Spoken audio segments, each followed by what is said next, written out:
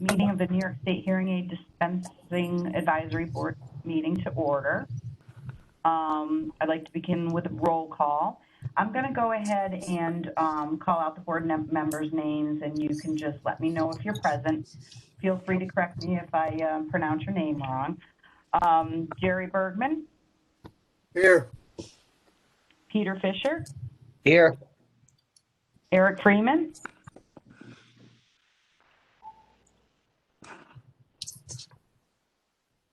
Eric? You may be on mute. Here.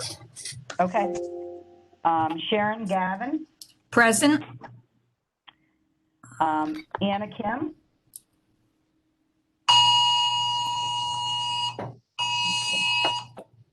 Anthony Masara. I'm here. Ann Orsini. Present. Marie Anthoney Weebly.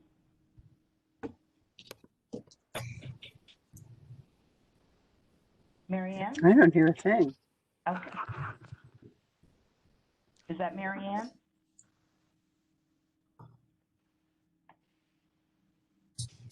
I see Marie Ann on here. All right, is that working now? We can hear you. Okay. But Is for this some Mary reason, the audio is not working on my end, but that's fine. Can you hear us? Yes. Okay. All right. Thank you. Dave Mossberg, do we have a quorum? I believe we do. I also believe we just saw board member Anna Kim sign in. So Thank you. I believe we have actually all of the members of the city board here. So we have at least 7, so we're good to go. Beautiful. Thank you. We do have a quorum. So before we begin with the agenda items, I would like to welcome 2 new board members today, Sharon Gavan and Marie Anthoney Weebly. Did I pronounce that name correctly? Mary Ann. It's Marie Ann. Marie, hear a damn thing. Marie Ann. Okay, thank you. Well, welcome to you both. We're very excited to see 2 new members joining our board. You know, a new perspective, and welcome. Thank you. Thank you. So we'll begin with the department subcommittee reports. First item on the agenda is the enforcement report, and that's going to be delivered by Ernita Gant. Ernita? This is Ernest Delaney from the department. Ernest is going to read the report today. Okay. All right. Ernest, go ahead. Thank you. So this enforcement report covers the period from March 2021 until June 2021. Over that time period, the state received 1 new consumer complaint. We had also pending at that time a total of 8 consumer complaints, which we are investigating. Those 8 complaints, the allegations include a dispenser who failed to issue a required refund. We had 4 of those, 4 complaints. 1 complaint of false or misleading advertisement. 1 complaint of unlicensed activity. We also received another complaint in which the dispenser offers online hearing aids. And finally, we received a complaint in which a hearing aid dispenser was convicted of a crime that related to his qualifications, functions, and duties as a hearing aid dispenser. All of those violations, all of those complaints may include violations of Article 37A of the General Business Law, Section 799.2. During the past 12 months, we received 10 hearing aid dispenser complaints and 1 complaint of an online hearing aid against the online hearing vendor. That concludes my enforcement report. Are there any questions?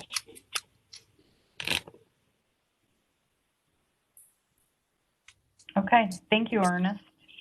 Next on the agenda is the processing report. Emily Lupe. Good afternoon. Included in the materials you were provided, you will find licensing statistics for May of 2020 and May of 2021. These reports show the number of hearing aid businesses broken down by county, a business list broken down by class code or license type, and a report of hearing aid dispensers broken down by type and county. Please note that these numbers include only licensees, do not include those licensees whose licenses may have expired, covered by Executive Order 202.11, which allows individuals licensed by the Department of State to extend the expiration of their license during the state of emergency. And that concludes the processing. Thank you, Emily. Does anyone have any questions for Emily? Okay. Next item, the education report. Allison Lacey. Allison.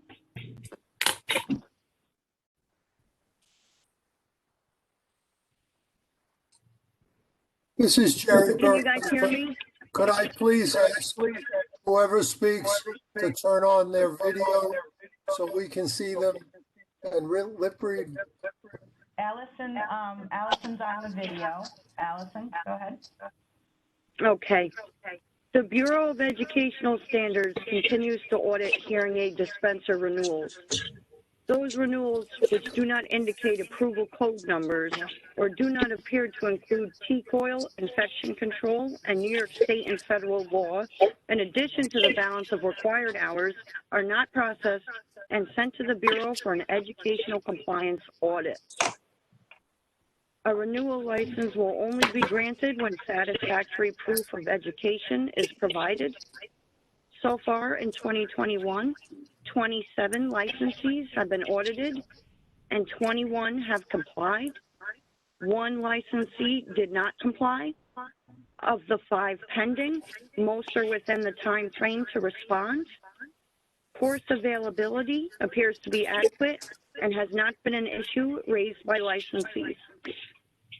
Are there any questions? Okay. I have a question. Did the one that did not comply, was their license suspended? Their license was not renewed.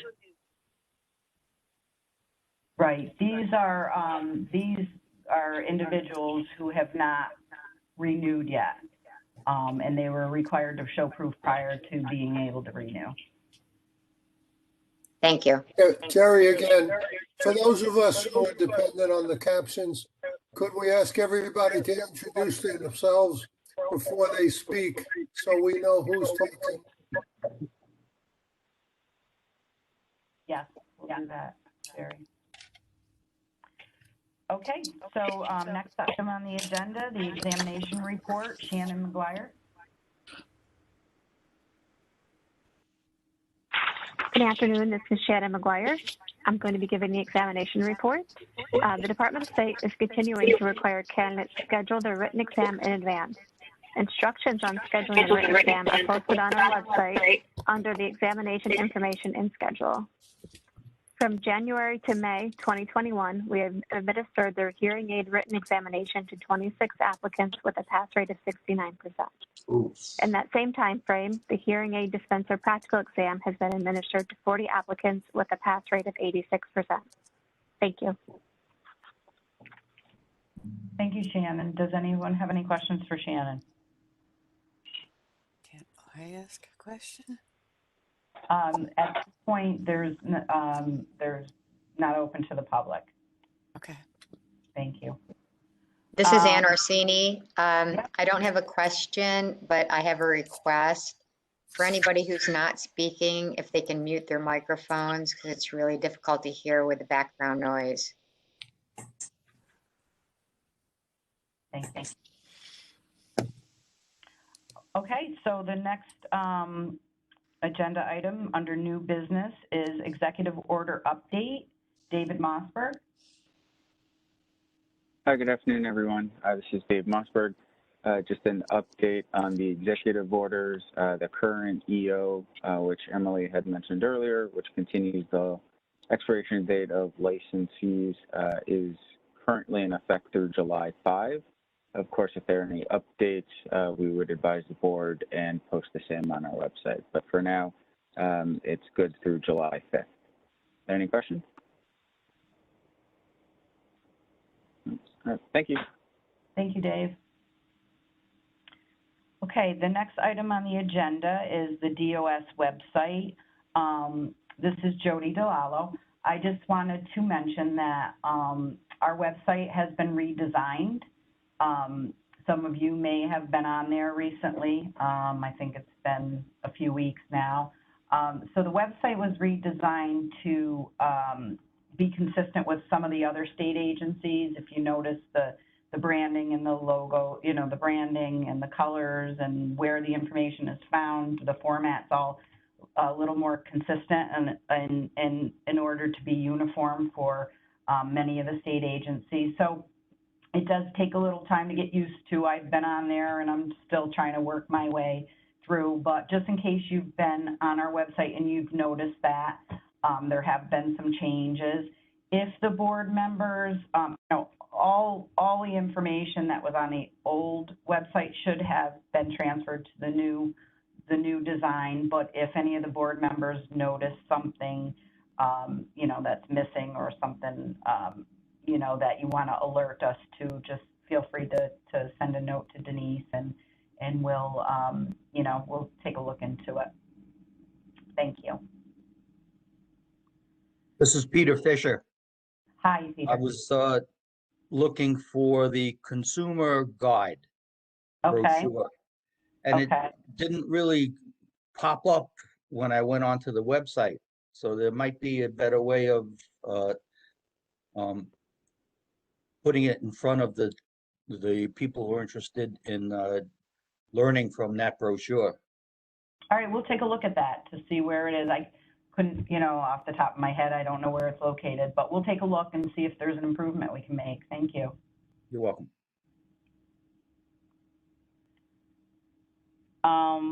Okay, next item on the agenda, direct-to-consumer hearing aid sales. Jerry Bergman.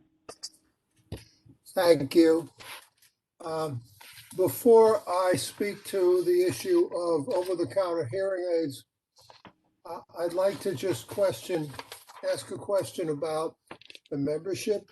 A list of voting members was distributed to all of us as part of the preparation or agenda items for the meeting.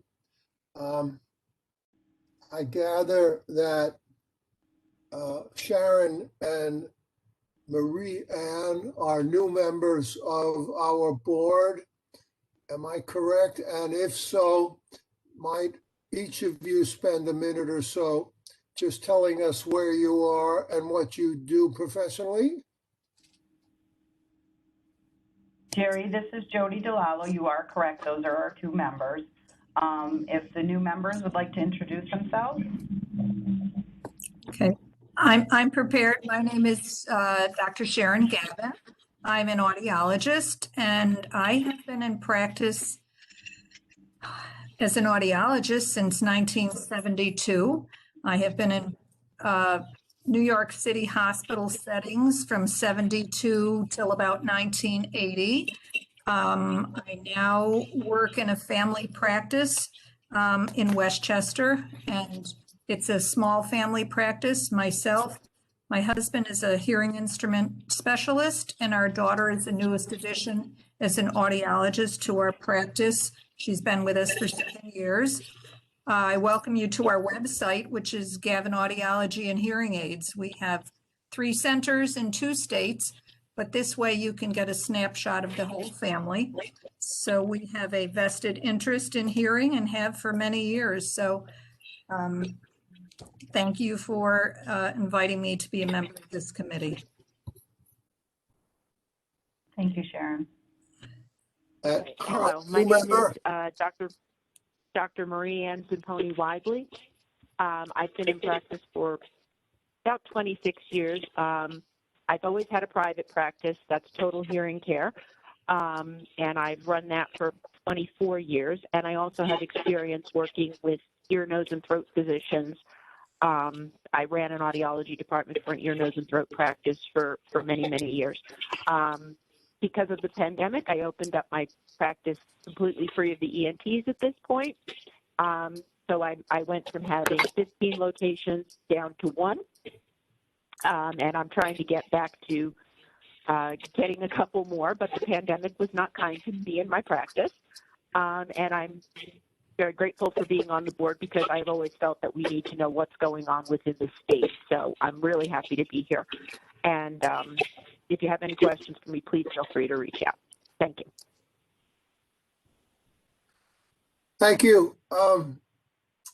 I assume that everybody is pleased to get to know you a little better. Mary Ann, if you have video, could you activate your video so those of us who benefit from speech reading could see you as well as hear you? Yes, I apologize for that. It's cutting in and out for some reason. We're still getting the hard wiring for our internet, and I think that's why. Okay.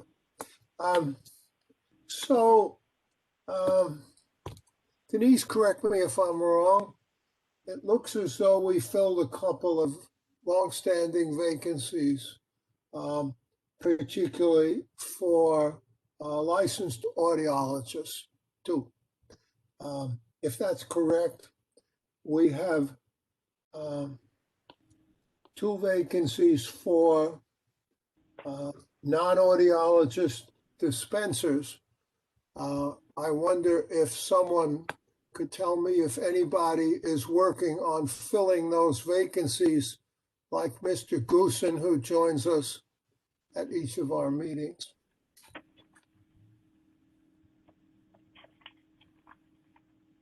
Any information on filling those vacancies? I really don't have any information on that, Jared. I do know that the department is probably somewhat limited due to the appointing authority being a governor appointment. But I have been in touch with our appointments office, and they're aware of the vacancies, and they said I'm not really sure what the department can do.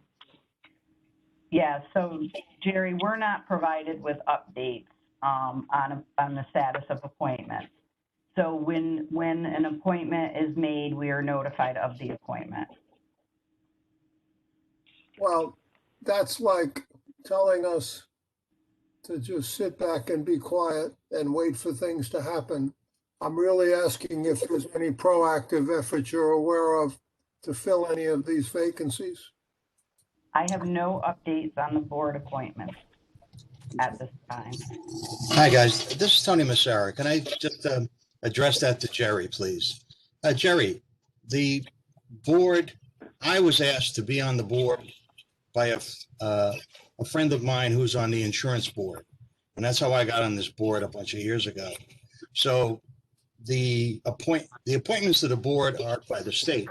But to get someone in and to get somebody referred is really up to us as members of the board. So if you know anybody who's fits that, the parameters, you can certainly get them to, you can refer them to the state, and then the state can, because that's how I got onto the board.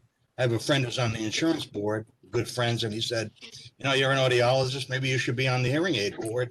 And he put my name in, and a couple of weeks later, I got a note saying, okay, you're on. So, that's pretty much the way it's been. Right, correct. And we do explain that at the board meetings that, it's typically the industry and we always welcome board members to have, if they have associates that are interested in membership, to send it along to Denise and we forward it. But as far as the review and the status, we're not provided with updates on that. So there's no updates that we can provide to you. Right. That's why I brought it up, because I think the state would welcome our input, all of us. And on that score, We also have one vacancy for an otolaryngologist. And Anna, you've been on the board for a long time.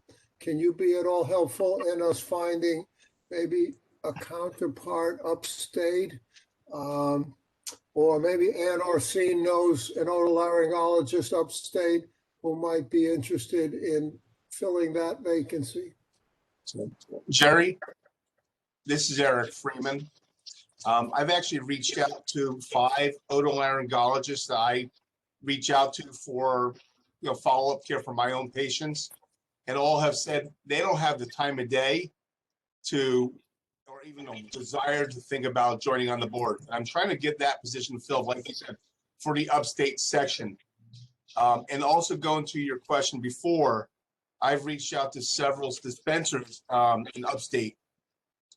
There's not a lot of interest, but if anybody does, the best way to get presented to the board is through their local assembly person to have that appointment or recommendation referral to, in this case, the governor's appointment program.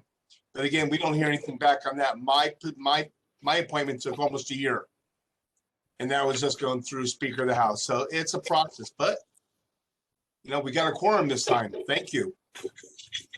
This is Ann Orsini. I have a comment as well.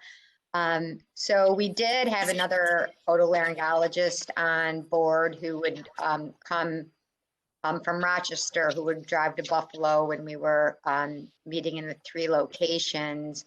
And he was very good. The reason he dropped was because we had too many meetings with no quorum. And he was frustrated, you're in a busy, ENT practice, to take a half day or even a few hours made it challenging. So I just wanted to say I'm very happy that we filled 2 seats on the board. And I think we need to, as board members, move forward in finding more people. I have asked ENTs that I work with as well, and I have the same response that Eric had. But now that we have more members and there's so much changing in our field, we may be able to get more people on the board, knowing that our meetings can be more productive when we have more board members and a quorum present. I also know dispensers up in this area that I can ask as well. Great. Thank you. Also, I should mention that Eric Matson, who's joining us today, who's on the subcommittee on OTC hearing aid devices, is a candidate to fill one of 2 vacancies for public members. So we're working on that score also. Just on that score, Jerry, my application's been in for 9 months, but it's been tied up in the bureaucracy. Yep. Well, that's short by state standards, Eric. And the office, as you gather, will give us no feedback. So we just have to be patient. Here's a question for the state, if anybody has. The virtual meetings that we're doing now, will this continue, or for example, myself, will I be driving back to Albany for meetings in the future? So this is Dave Mossberg. I can talk about that briefly. Currently, we are authorized to do virtual meetings solely by reason of the executive order, which I had mentioned earlier, goes to July 5th. There are various legislative proposals pending that are in both houses. Neither have been passed. So we cannot say definitively if this will continue. There have been some bills passed that have codified some of the EOs. Whether or not, this is one of them, the department can't speak to that. So we just have to wait and see if it does happen. But if it does, it can only happen legislatively. This is not something that the Department of State can do by regulation. We can't do it by policy, solely by act of legislature and passage by the governor.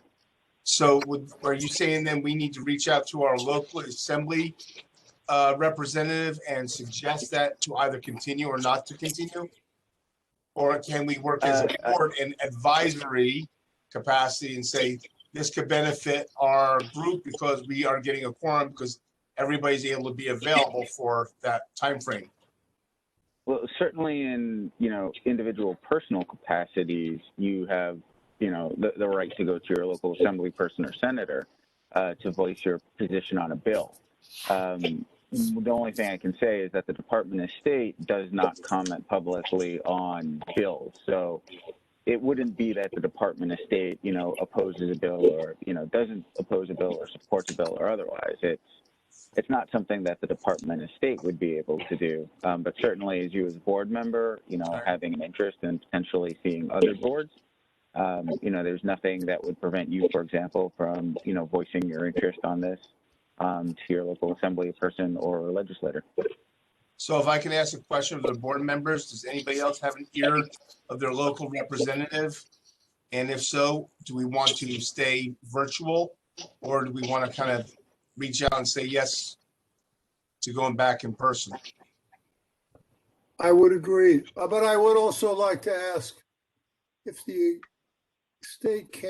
governor can issue an executive order allowing us to go back to person meetings. David? I'm sorry, I guess I'm not understanding the question. Are you asking whether or not currently in-person meetings are lawful? The governor, who issues daily statements about the state of COVID and the pandemic, can the governor not issue an executive order saying we have permission to meet again as we used to? This one expires in July, doesn't it? July 5th, correct. Yeah, so unless the governor takes specific action to extend it, this order, would cease to be effective on July 5. So Dave, can you keep an eye out for that one, find out whether or not it gets extended and get back to us? Because I want to plan out for September. So as I said, certainly, we do monitor these EOs as they come out. We will share that with staff who will be able to email the board members. And we also post this information on our website as well. So I'm sure we'll be able to keep all the board members informed. David, I have a question. This is Ann Orsini. Hi, how are you?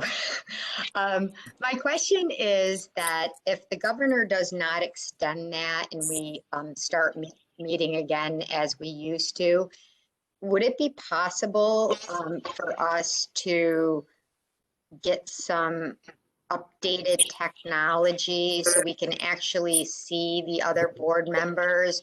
For example, I'm in Buffalo. The way everything is situated there, I can't see anybody's faces. I see a big table. It's really far away. When anybody talks, camera might not be pointing, and I found it much more beneficial with these meetings to actually see the person who's speaking, and it's a lot more comfortable to speak in this forum. So if we have to meet in those small groups, is there any way we can enhance the technology so we can at least see and hear each other better? Sure. So, that's obviously not a legal question, but I think programs such as Jody or Amy might be able to research that. I would note, actually, the department was doing technological updates and improvements like right at the time these EOs started to go into effect. And so I actually do believe for like Buffalo, Long Island, and New York, they actually did get newer video equipment, but no one, I think, really has had the opportunity to use them because, most people have been doing remote. But, again, I'll leave that to Jody or Amy to research. Thank you, Dave. That would be very helpful. I second Ann's concern. We have the same issues in the Manhattan location, which is a meeting room in the Social Security building and the state's offices. And I'm sure the state uses that conference room for all of its advisory boards. So it wouldn't just benefit this limited group, but it would benefit everyone who meets remotely in that conference room. So thank you for that. Continuing my report or getting. This is Peter Fischer. I'd like to say something. Okay. Go ahead, Peter. Perhaps the reason we have a quorum today is because no one had to go through too much difficulty attending the meeting. Okay, I know traveling on the Long Island Railroad and on the subway is not my favorite thing to do. Okay, also, what's the difference if I'm sitting in front of a camera in my home or I'm sitting in front of a camera over on William Street? It's the same thing. No, there's a couple of people in the room with me, but I'm still looking at everyone else from all around the state via camera. So this seems to be a much better platform for having good attendance and also for a visual improvement. And I do believe that that's something that would go in the future. Well, the issue, I'm sorry, this is Jason Kramer from the Education Department. The issue here is regarding open meeting laws. And that's the open meeting law requirement is part of what's been suspended during the executive orders. The issue with continuing to meet remotely like this, we'll have to come up with some solution where the state will have to either permit this, everyone to sidestep the open meeting laws or have some sort of workaround where there will be a posted open meeting where folks can come view a session in person and then maybe still call it. That's the concern, and that's what's needs to get worked out after. So I think that goes back to us as individuals on the board to reach out to our local representative and have them put some form of presentation to get that passed, unless it's an executive order, I gather. Okay, thank you. I would like to raise one issue before I speak to my agenda topic, which is OTC hearing aids, and bring Eric into the discussion, Eric Matson, subcommittee member.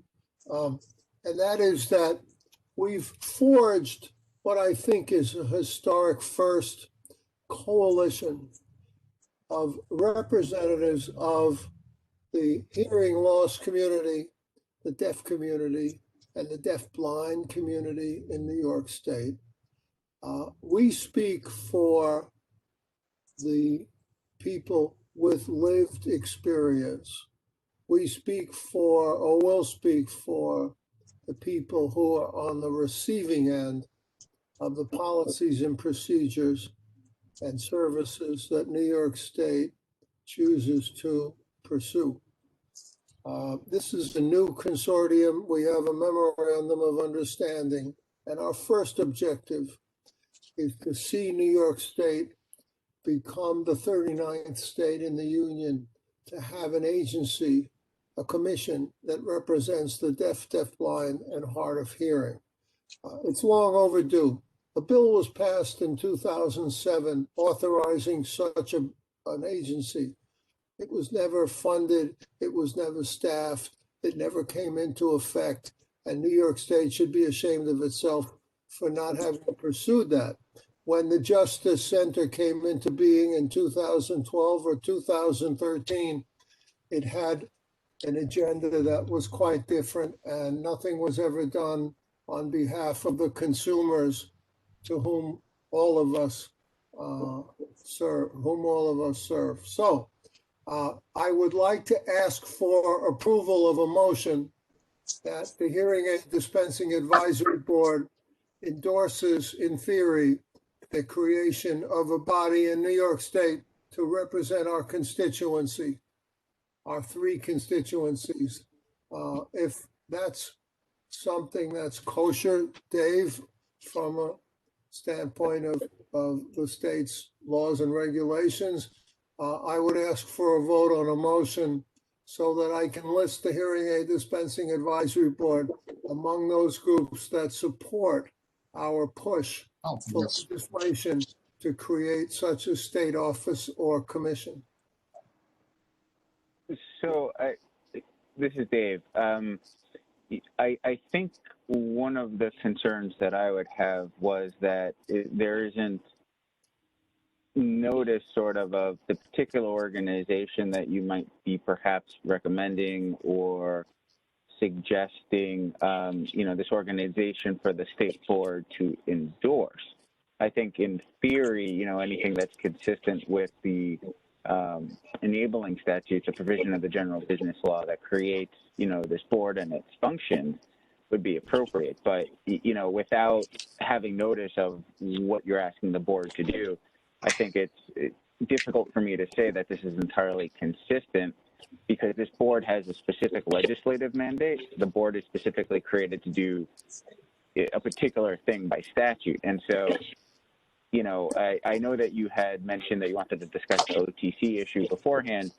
Not having noticed that you'd want the board to endorse something that may go beyond the legislative mandate, I think, in my opinion, I don't know how sort of wise that would be, not having had the opportunity to vet it to make sure it's consistent with the statute.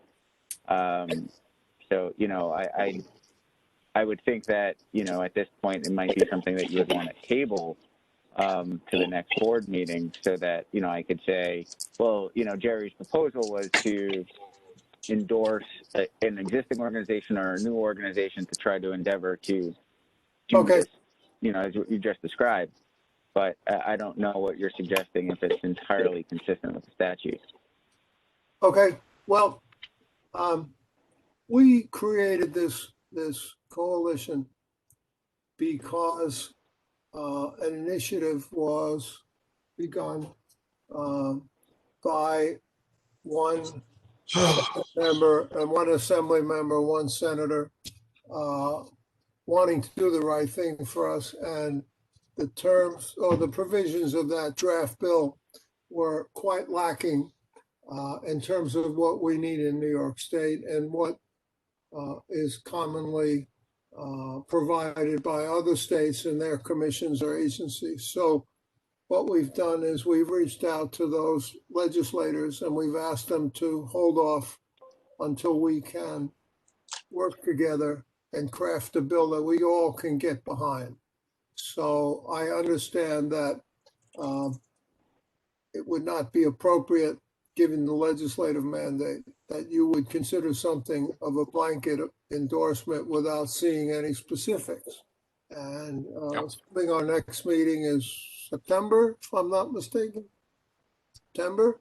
I will bring this issue back in September.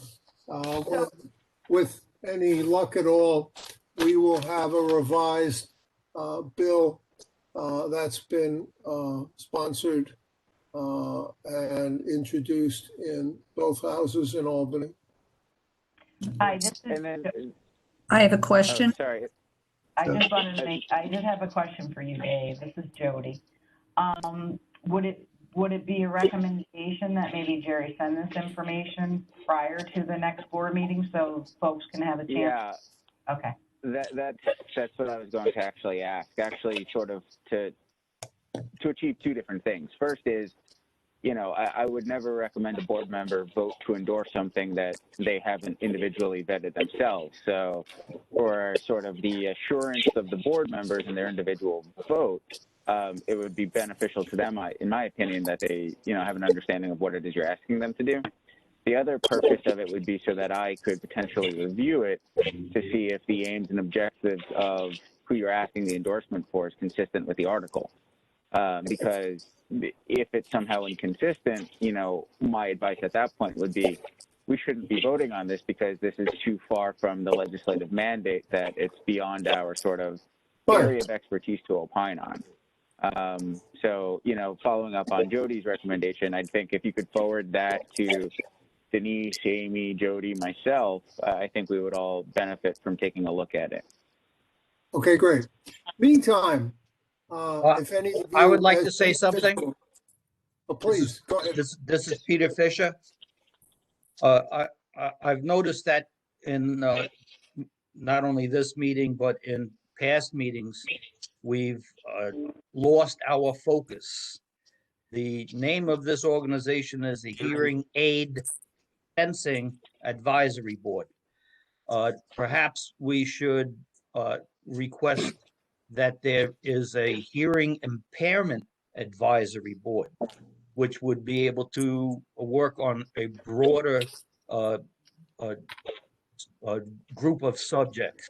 But what we are really supposed to be involved with is dispensing hearing aids to the consumer.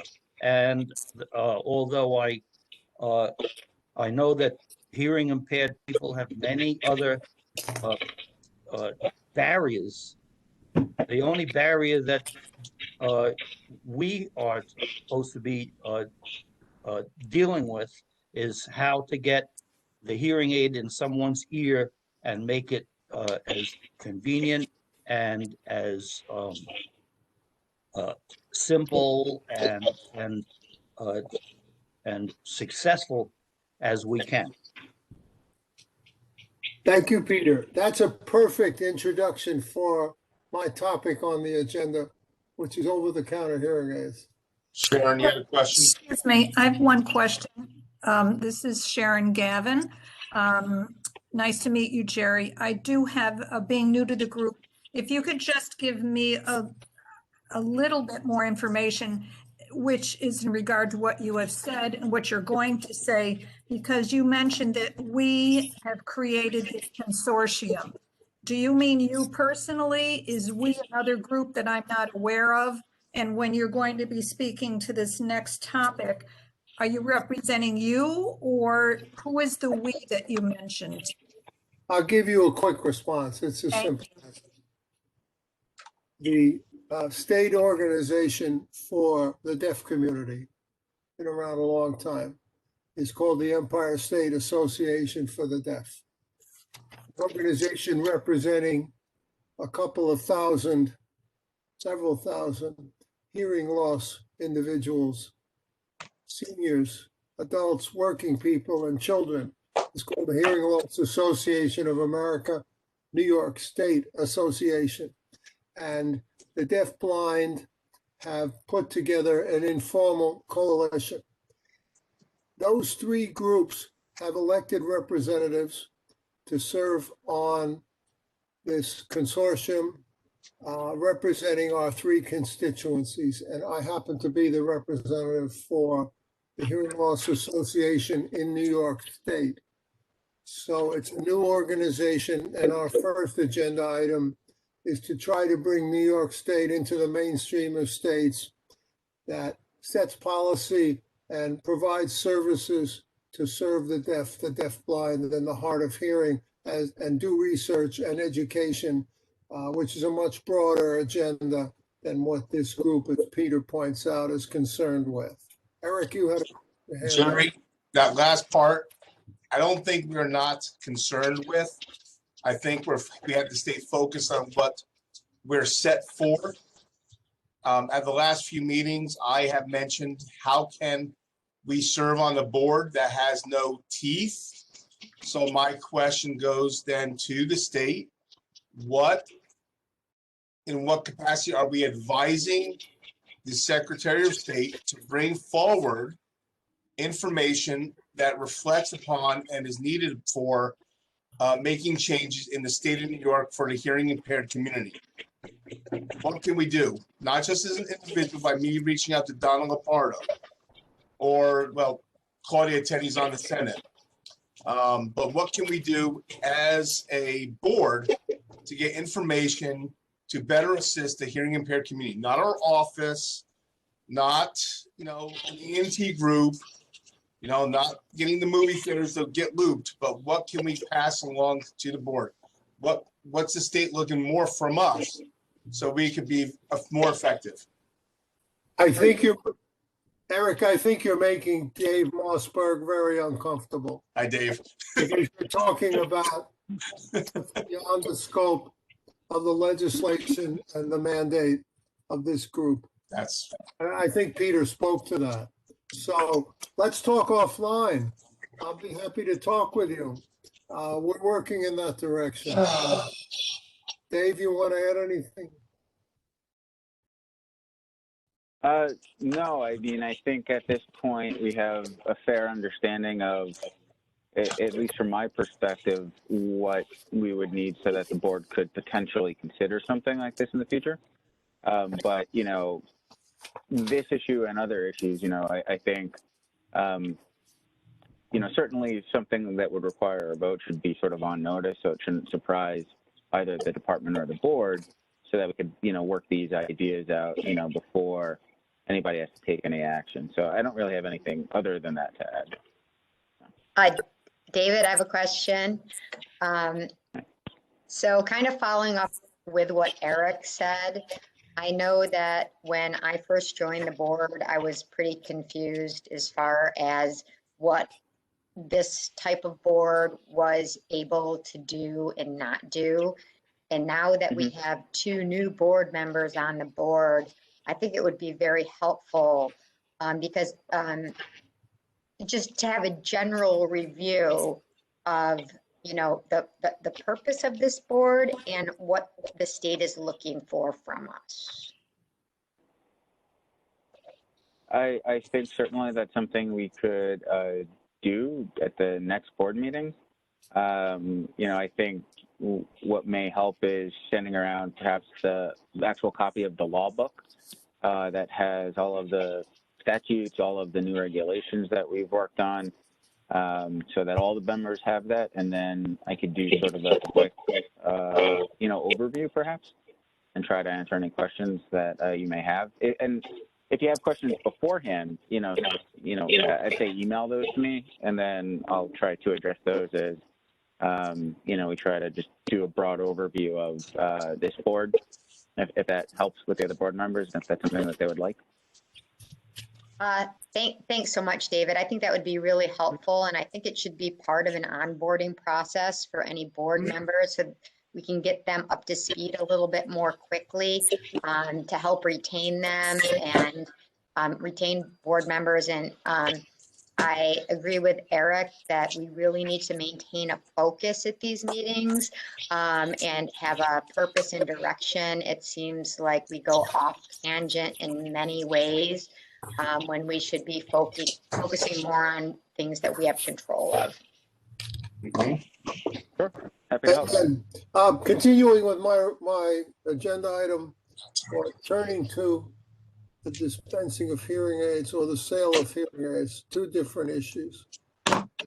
On January 8th, our Hearing Loss Association put out a press release expressing its concern following the signing of the OTC Hearing Aid Act of 2017. We've noticed that bad actors have stepped in to fill the vacuum and begun to advertise OTC hearing aids on television and on the internet, even though there are no products that yet can claim to be OTC hearing aids due to the FDA dragging its feet. These bad actors claim to be FDA cleared or FDA registered, which is a term that may be misconstrued by the general public as FDA approved. FDA regulation is an administrative designation required of any owner or operator of a facility involved in the production and distribution of medical devices intended for use in the United States. The FDA website reflects that. HLAA, my organization, is concerned that consumers might purchase personal sound amplification products, PSAPs, instead of traditional hearing aids, assuming those devices are legitimate hearing aids. They're not interchangeable with hearing aids. They're not intended to compensate for hearing loss that's treatable. And they don't provide the sound fitting that an FDA-approved hearing aid does. HLAA sent a letter to the commissioner of the FDA urging swift action to put regulations in place that will set in motion the development and sale of actual OTC hearing devices so that consumers are protected. My question is, would it be beyond the purview of this group to express its feelings to the FDA commissioner on behalf of New York State and the licensed audiology community? I raised this issue. I invite Eric Matson, our non-commissioned, non-board member, to join as a member of the subcommittee. And I turn the floor over to you guys. So, Go ahead, Eric. okay, thank you. Jerry, just this past weekend over the Hearing Healthcare Alliance in New York, this was a big topic of discussion. As of right now, the FDA, I'm going to just keep it simple, has not moved forward at all on progressing. It hasn't even been on their agenda for the spring program, their spring program or whatever, their spring convention. So it's tabled till at least the fall, and nothing will happen probably until at least next year on that. As far as products such as Lively and other programs out there that are doing this, they are skirting regulations, okay? So what we need to do as a board and as individual practitioners and consumers is complain to the state of New York, and then our enforcement division can move forward on that. But I have a question that maybe from the state, for the state itself, as a advisory group, can we make the recommendation for the advisory group to the state attorney general to get on board with 11 or 13 other state attorney generals to put out a warning for New York State residents about these products? Dave, is that something you'd be able to address? Yeah, I mean, honestly, we have a member of the AG's office that sits on this board. So, who is it? You know, honestly, I don't know. I mean, I know that the board composition includes the non-officio member of the Attorney General's office. So can this information get passed along so that they might be able to jump on board with this? That is a very good point that Jerry brought up. We have bad actors. I mean, I think certainly as a statutory board member, this would be something that the Office of the Attorney General could consider.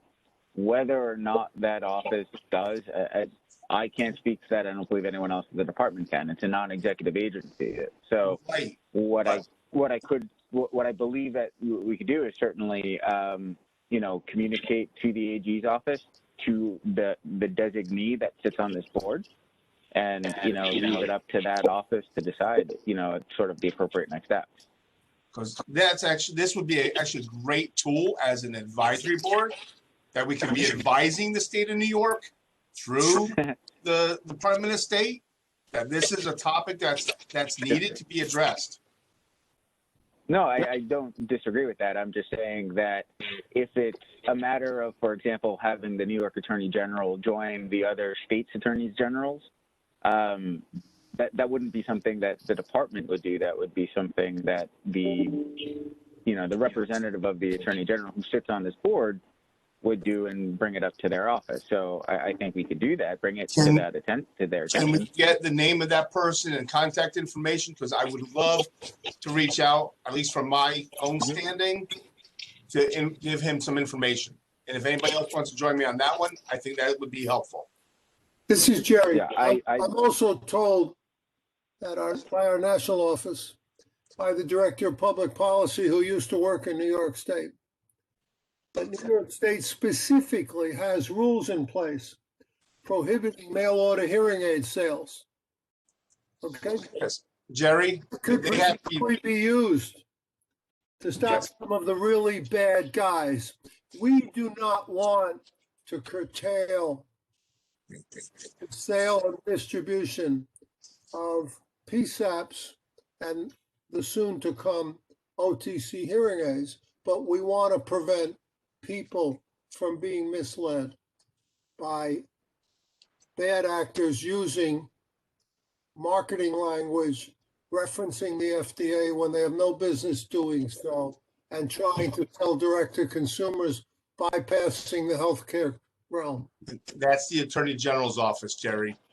That's why we need to be able to get that information to this person that's supposed to be on the board and could be sitting on these meetings with us. That could be very helpful in the future if he could join us. Hi, this is Jody. Dave, is that something that would be appropriate for like a board coordination task to disseminate this information? Yeah, I think okay. that would be appropriate. So, you know, for example, how we have the representative from the education department, Jason Kramer, you know, there's a similar counterpart for the Attorney General. I just offhand don't recall who that the person is for the AG, but I mean, it's a statutory position, so there should be somebody from the Attorney General's office that sits on this board. So that's something we'll have to, after the meeting, we'll have to look into? Yeah, I think so. Okay. I would just observe that the Attorney General's office has also done nothing about enforcement of the ADA, which has been in place since 2010. So I don't hold out a lot of hope for that. Meanwhile, I think as a member of the subcommittee on OTC, your subcommittee, I think OTC hearing aids are of vital interest to dispensers as well as the safety of consumers. Right now, there are myriad cowboys out there who are blatantly violating the rules to market hearing aids, and it's at the detriment of the consuming public because they're buying these things, they don't work, they throw them in a drawer, and they say that's it for hearing aids. They're not worth it.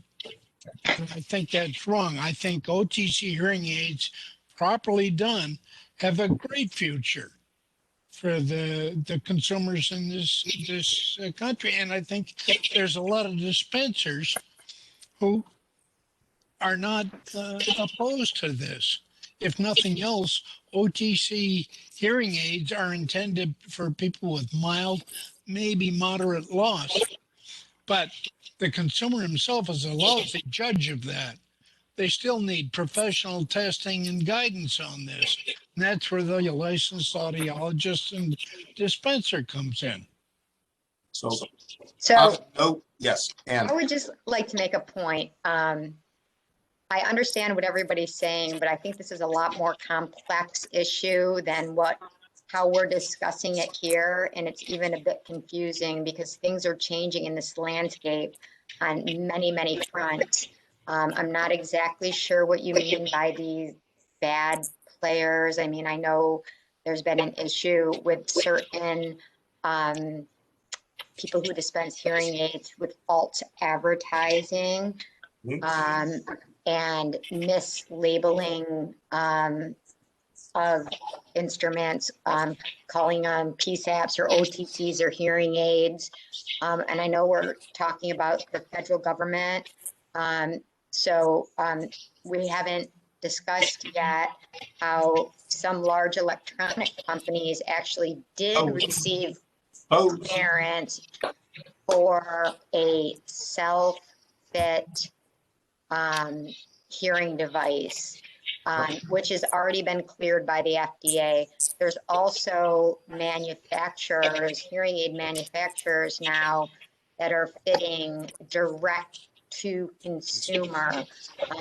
Two main manufacturers of the big six hearing aid companies are now selling product direct to consumer with no audiologist or hearing aid dispenser in the middle. And this is already happening. They found a way, the federal government was moving too slowly with over the counter. So, they found a loophole and got clearance for these self-fit devices. And that's already happened. So before we start more discussions, we need to get caught up on the game and where it is right now. And it changes all the time, you know, and so I don't know if we should perhaps, you know, bring in someone to speak on this that has, who's very up to date and current, because it's really hard to keep up on. And I don't know how much control we're going to have over a lot of these practices because they've been FDA approved. I'm not saying I agree with this. I'm just telling you guys that it's what's happening now. It's here. It's here. It's already here. You know, they're not calling them over-the-counter hearing aids. They're calling them self-fit air conduction aids. And it's Bose, and there's another player that just put one out, and I'm blanking on. Lexi is one. Yeah. Lexi So is $800. Lexi is a self-fitting hearing aid. It's a category that the FDA recognizes. They've been interviewed by Hearing Tracker. While not top of the line, they seem respectable. They seem affordable, either through a payment plan or a direct payment.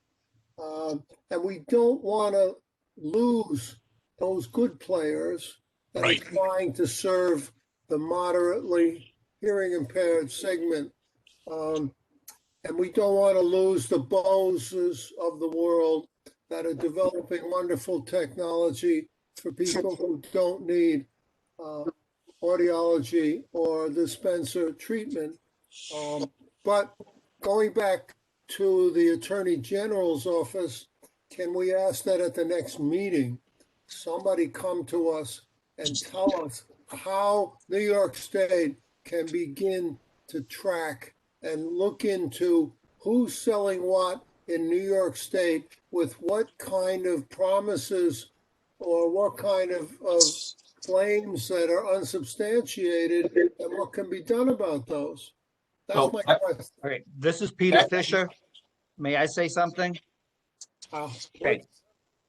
You know, for more than 20 years, we've been extremely focused on dispensing hearing aids after we have determined that there were other things that we shouldn't be concerned about. Okay, that's why we did an otoscopic examination.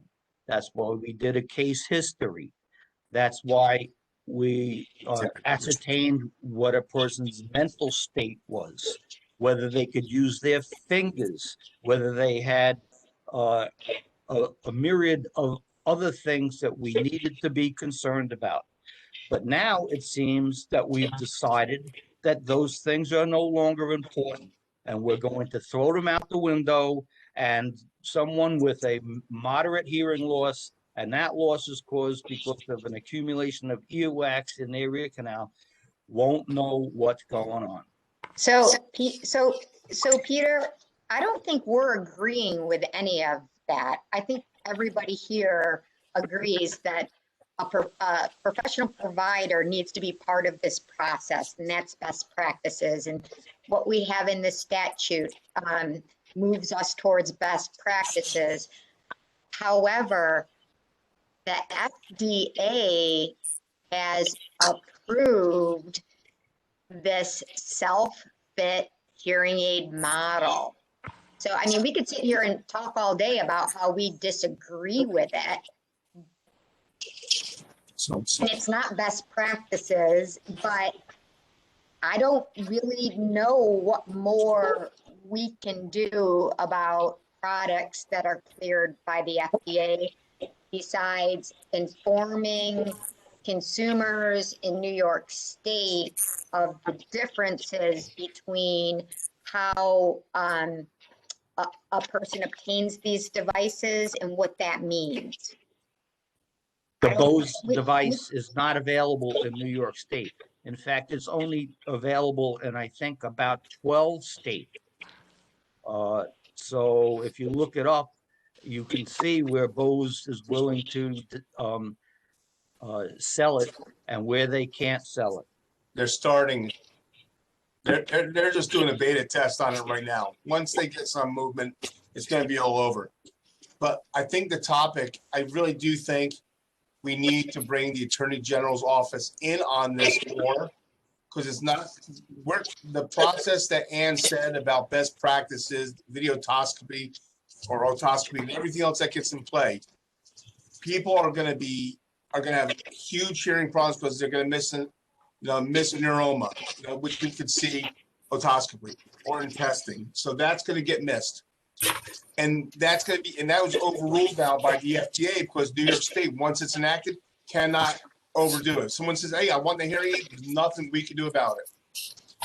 So we have to get something out to our dispensers, or when I say dispensers, I mean audiologists as well. So our registered dispensers in New York State, proper information about what the FDA clearance will be, what expectations, and maybe how to work through some of this. Because not everybody's on board. Not everybody listens to Fred Goosen at the meetings. So that's something we could hit. HLAA is huge. And Jerry, the stance that you're talking about is very important. Get the bad actors. But the bad actors are not in state. They are going overstate with commercials, and we have no control over that. New York State will not enforce that. That's been told several meetings ago. So we have to find out how to help our local New York State residents that need help, so that we can inform them that what we do as a profession, as registered dispensers, will help them improve their quality of life versus OTC PSAP. So we have a literature guide, which we already put out a few years ago. Is it time for another guide that spells it out more? Yeah, I guarantee you, Jerry, none of those PSAPs, none of those OTCs are going to have a T-coil.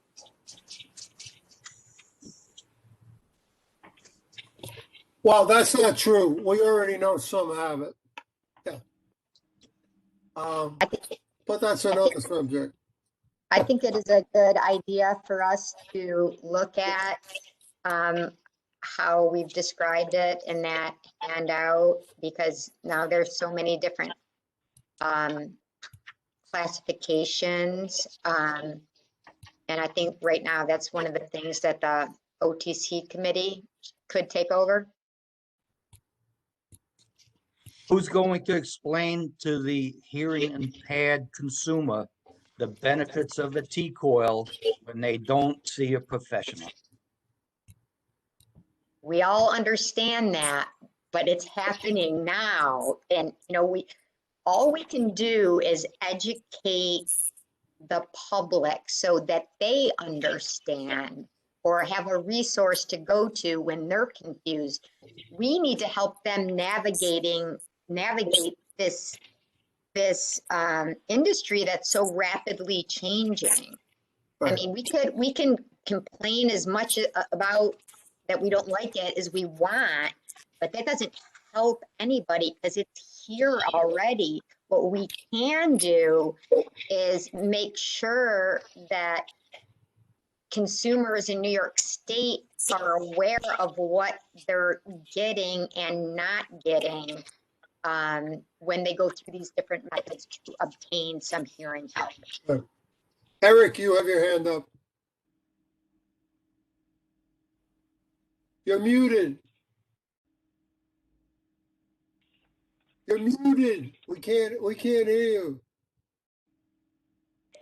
I endorse what Ann says about education, but I sit on the OTC subcommittee, and the last word on that is that the OTC subcommittee for New York State can't propose anything more stringent than what the FDA is proposing, and the FDA is proposing nothing. Meanwhile, education is not even being discussed. I think it needs to be. I think Ann is right. We've got to educate the people about what the difference is. To Eric's point, what about physical exams? That's a key piece. So, Eric, consumers are lousy judges of whether their loss is moderate or mild. I don't know what the percentages are, but most people rely on their coping mechanisms and they're going to underestimate their degree of loss. This leaves them exposed to damage to their ears from some of these PSAPs. So Eric, I just wanted to point out when the OTC committee met last, this is before we were awaiting the regulations that don't seem like they're coming out, but we haven't met since the FDA approved this new category of self-fit hearing aids. So it is time for us to have another meeting, to have a subcommittee meeting. I think there needs to be a massive education on what the difference is between self-fitting and regular hearing aids. And again, self-fitting is only intended for mild to moderate loss. And without some kind of professional testing, you can't reliably say what it is. So here's We a all question. agree. Here's a question for the state. Can we bring this to September to help determine how we could get information out to the public? I think I know that we were on hold for any more OTC subcommittee meetings waiting for the federal regulations. But, you know, if there is something to discuss that it is not, you know, waiting for FDA regulations, I think we can skip over that and discuss other items that the over-the-counter subcommittee might have. So I think it's reasonable to schedule a subcommittee meeting to, even if it's just a discussion about the items we can move forward with that are not waiting on federal guidelines. I think that that's something we can do. Denise can make a note of that and reach out to the subcommittee members to schedule a separate meeting to get into a little more of the, framework of what we can do at this point. And of course, we'd have Dave Mossberg, who had to jump off this meeting. But, you know, Dave would be available at that time too, to kind of steer us in the right direction. I would also like to suggest that the OTC subcommittee, of which I'm not a member, have someone from the Attorney General's office attend its next meeting so they can help answer questions about how we can help ensure consumer protection and proper understanding of how devices are to be sold, to be promoted, what's appropriate for people with different levels of hearing loss. And just like a few years ago, we did an update of the brochure on our state's website. We can add this information about what kind of hearing loss do you have, what issues do you have hearing, where should you start to try to get help. I don't think it's going to Costco or looking at Amazon and finding out if there's something that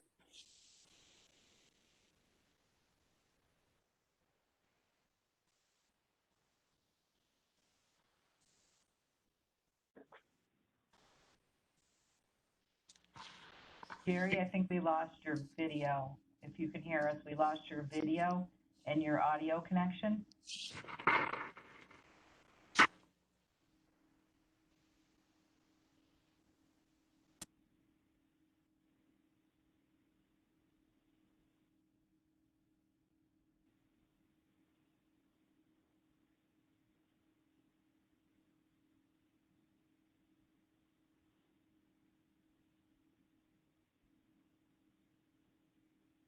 Looks like Jerry's having some technical difficulties. Does everyone else still have audio? I do, and I'd like to make a comment. Yes, go ahead. I don't think it's our role to tell people what's good and bad based on our feelings. The only thing that we can do is inform them of what they get with different levels of how they obtain devices.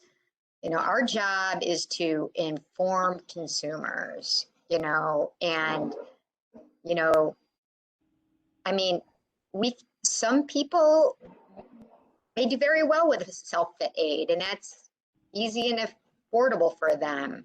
I mean, some people go to Costco and they do really well. So it's not up to us to tell people where to go. It's up to us to inform consumers of New York State of the different options and what they get and don't get. And they choose for themselves. I mean, that's just how I feel. I'd like to hear other people's thoughts.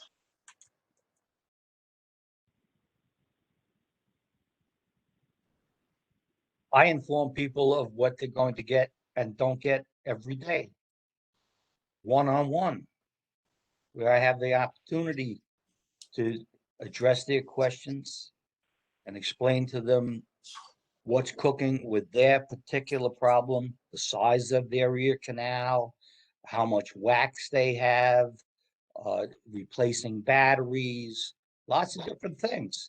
But to try to reach everyone in the state is a task which we will never, ever win, because Bose is huge.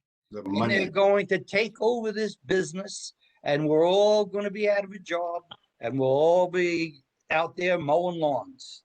So Peter, that's your personal opinion. Yeah, that's okay? You're right. That's it's my your personal opinion. And we're here on this advisory board so that we can inform consumers of what their options are without us putting our own feelings about certain things there. Like I said, we all agree that some of these new ways to obtain amplification are not right for a lot of consumers. We can all agree on that. Right. But I don't have to agree on anything. Right. I'm the most, I am not PC, okay? I have my own opinions. I express them. And when it comes to advising people, the reason that I make advisement is because of my opinions. That's how you advise people. So you have to be very careful, Peter, by doing that. You have to be very, very careful. Why, you gonna come and get me? Someone will.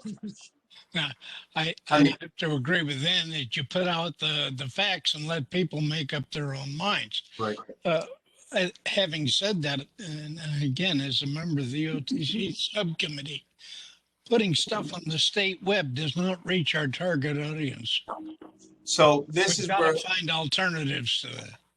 So maybe we could go through our process, hopefully reach out into the Attorney General process and say maybe where these products are being sold in the state of New York, there has to be a brochure or something placed with that if this device is not helping, please consult with a professional. Because otherwise it's going to wind up in a drawer that Bose will make $800 to $2,000 with everything that they're going to sell it for. And someone's going to wait another 5 to 7 years to get professional help because it says hearing aid. So we all know that, but we had to find the process to get our advice as a board to the channels that be. Thanks for the nod. Appreciate that, Ann. I would propose that, most of our target audience, are the ones that are getting poorly served, are internet viewers, Facebook and the like. I spend 2 hours a day on Facebook putting the line to some of these ads. But maybe we ought to be thinking about putting a policy statement on Facebook as a board. I don't know. But that's a good subject for the subcommittee. Yeah, that's what I was just going to say, Eric. I think that at this point, we should let the subcommittee meet and have a concise discussion and come up with, you know, a plan of action that we can bring to the board and review at our September meeting. Right. Thank you. I think, you know, as part of the subcommittee meetings, making recommendations and then having sort of in conjunction with Dave's summary of what authority we actually have on certain items will go hand in hand. And that's helpful because it's nice to say that the state should do this or the board should do this, but, you know, it depends on what authority we have to do certain things, of course. And that those two action items will go hand in hand. So, but anyway, sorry to interrupt. Continue your discussion. I don't know if anyone has any other. I see that Jerry's back. Hi, Jerry. Hi. Sorry, my internet cut out on me. Yeah. Okay. Yeah. So I think we will have, Denise will reach out to the subcommittee members so we can have like Ann said, a concise discussion about what path we want to go down with certain recommendations. And those recommendations will go hand in hand with Dave's summary of what authority the board has and the department has for certain things, especially since there are no federal regulations. Right. So any other discussion on that? Okay, then we'll move on to the next item, which is the next advisory board meeting. Denise Tidings. Hi, I just wanted to make an announcement that the next board meeting will be on Monday, September 20th at 1 p.m. So I hope everyone has a wonderful summer, and I will be in touch with the members of the OTC subcommittee. Thanks, everybody. Thank you. Can I ask that something? Hey, Fred, I'm never going to go deaf because I drink that stuff all the time. I like that. Take care, everybody. I got to jump off. Thank you. We'll adjourn the meeting. Thank you. Do guests not get a time to ask a question? There's not a public comment period on this meeting, but if you can reach out to Denise with there used to be. I put 3 things in the chat. I would like to speak to Denise about it. So Denise, can you reach out to Barbara after the meeting? I will do that, Barbara. Thanks. I was trying to help move things along, and I'll be glad to help in any way you want me. I would love to hear what you had to say, Barbara. Sure. I'll be there. You want me on the subcommittee? I'll be there. Okay. Thank you, everyone. Have a great summer. Bye, guys. Bye-bye. Goodbye, everybody. Take care, guys. Bye.